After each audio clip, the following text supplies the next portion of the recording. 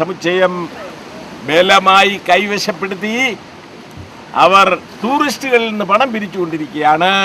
ഇവിടെ കാണാൻ വരുന്ന ആളുകളിൽ നിന്നെല്ലാം പണം പിരിച്ചുകൊണ്ടിരിക്കുകയാണ്.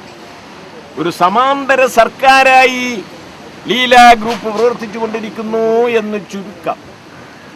ഗവൺമെന്റ് നിയമം പാസാക്കിയെങ്കിലും ഉദ്യോഗസ്ഥന്മാർ പറയുന്നത് വേദവാക്യമായിട്ട് കരുതി ഒരു ദിവസം പോലും വന്ന് ഈ ഉദ്യോഗസ്ഥന്മാർ പറയുന്നത് ശരിയാണോ എന്ന് പരിശോധിക്കാൻ നമ്മുടെ ഗവൺമെന്റിനോ മന്ത്രിമാർക്കോ ഇതുവരെ കഴിഞ്ഞിട്ടില്ല.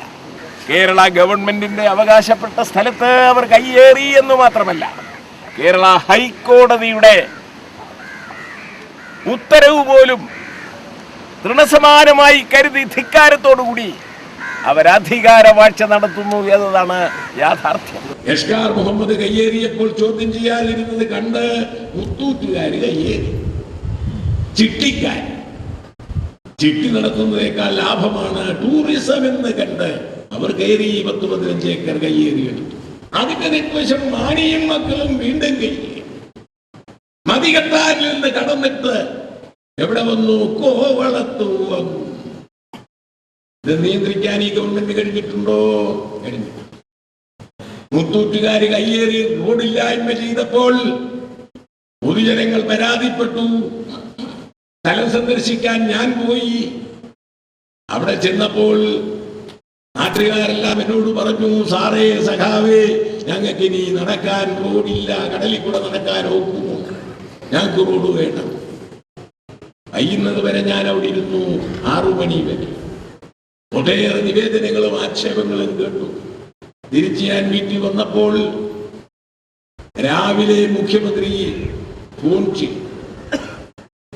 സാഹു VS, നിങ്ങൾ കോവളത്ത് പോയിരുന്നെന്നും അവിടെ സത്യാഗ്രഹം ഇരുന്നുവെന്നും പത്രത്തിൽ വായിച്ചുവല്ലോ.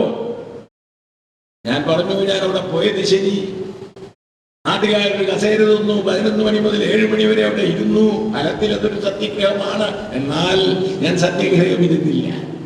ജനങ്ങളുടെ ആവലാതി കേട്ടുകൊണ്ട് വൈകുന്നവരെ ഇരുന്നതാണ്. അവരുടെ ആവലാതി എന്ന് അവർ നടന്നുകൊണ്ടിരുന്ന റോഡ് ഇല്ലാതാക്കിയിരുന്നു. അത് ഞാൻ ഉടനെ തന്നെ കയ്യേറ്റക്കാരെ ഇറക്കും എന്നെനിക്ക് മിസ്റ്റർ ഉമ്മൻചാണ്ടി മുഖ്യമന്ത്രി നൽകി ഉറപ്പ്. പ്രതിപക്ഷ നേതാവ് ഞാൻ കാത്തിരുന്നു. അവരെ ഇറക്കുന്നത് നോക്കി.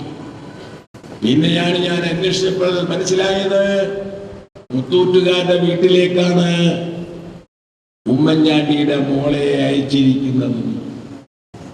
അപ്പൊ കയ്യേറ്റക്കാരനെ ഒഴിവാക്കാൻ അമ്മായി അച്ഛന് കഴിയുമോ? കഴിയും.